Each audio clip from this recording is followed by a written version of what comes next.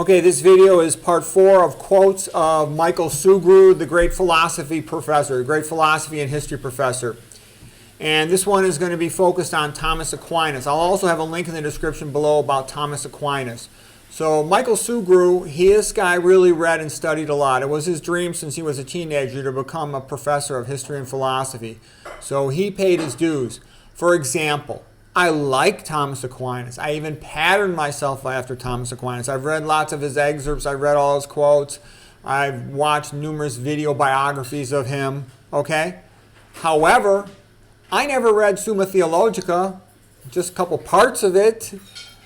Michael Sugrue has read Summa Theologica cover to cover 3 times. Okay? I tell you that because this guy Sugrue is incredible. I mean, he was a professor of philosophy teaching it, to college students for I think like 7 years or something. Not to mention all the time he's given all these philosophy lectures for thegreatcourses.com. And, he's at Princeton University, Ave Maria University. So anyways, I'm going to tell you what he has to say here about Thomas Aquinas. He starts out by mentioning the ancient Greeks were good, the ancient Romans had some good things. He likes the ancient Stoics. He says we've learned a lot from the modern scientific method, he said, but they're all missing some major big things. He says none of them has anything like the parable of the Good Samaritan, which is found in the Bible. Okay?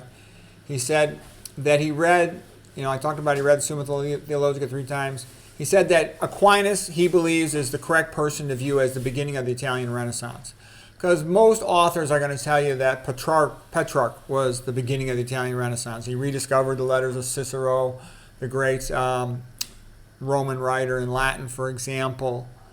But he says, no, it's Aquinas. And I like that too better, because Aquinas was the beginning of the university system.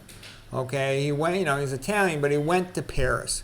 And the guy was a maniac for studying. He read everything he could get his hands on. And he describes Aquinas. Another thing Sugrue says is that Thomas Aquinas, everybody views him as a theologian, but he was much more than that. He had an encyclopedic mind, and he summarized all the known knowledge of the Middle Ages. Sugrue describes him as being the Aristotle of the Middle Ages. And he didn't just read the Bible and Christian authors. He read everything. He read whatever he could get his hands on from the ancient Greeks, from the ancient Romans. He read Cicero. He read the Jewish authors. He read the Muslim authors. He read whatever he could get his hands on. And he kept the philosophy that there's only one truth. So whatever he learned from any other group, if it was true, it was true. He did not care. Okay? He just wanted to figure out what was the truth about things.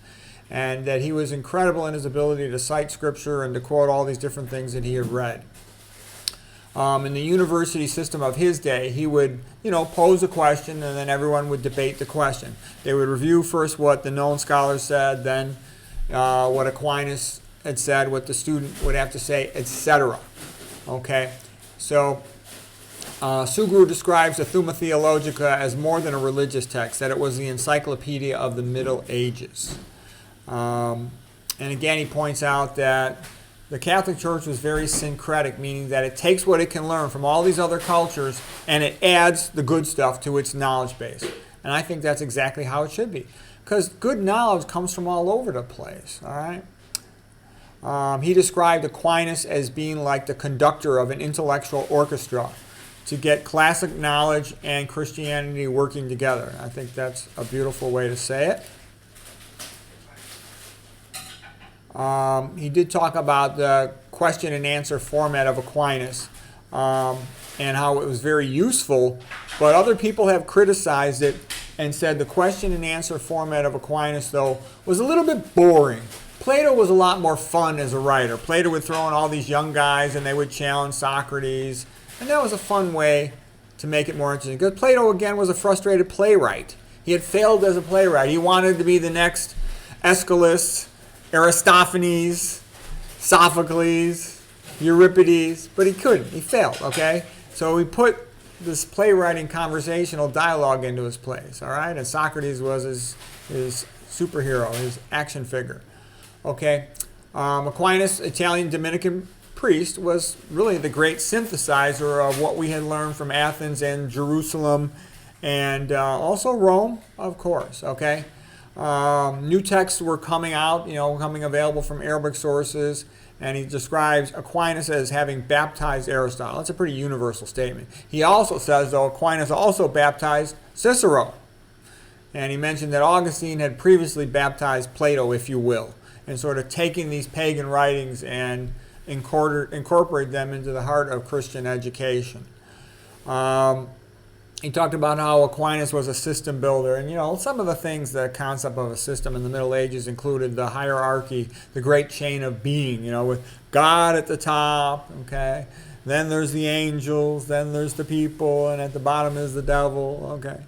And I said you could do the same thing with diet. You got a low-fat vegan diet is at the top, then the vegan diet, the high-fat phonies that allow some bad stuff, and then you go down to low-carb, paleo, keto, carnivore, and at the bottom, sad diet or something, processed food.